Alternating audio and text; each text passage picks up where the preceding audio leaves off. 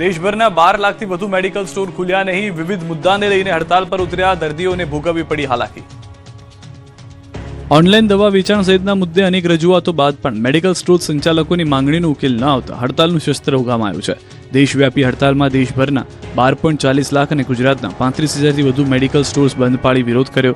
અમદાવાદના 3,000, સુરતના 7,200, રાજકોટમાં 1,400, મહીસાગરમાં 200, મહેસાણામાં 1,500થી વધુ, ગાંધીનગર જિલ્લામાં 1200 અને શહેરમાં 500, નર્મદાના 65, સૌરાષ્ટ્રના 6,000 જેટલા કેમિસ્ટ એક દિવસ બંધ રાખી વિરોધ કરી ચૂક્યા। સુરત, રાજકોટ, વડોદરા, નર્મદા, ગાંધીનગર સહિતના શહેરોમાં 24 કલાક ધમધમતા મેડિકલ સ્ટોર્સનું શટર પણ ખુલ્યું ન હતું।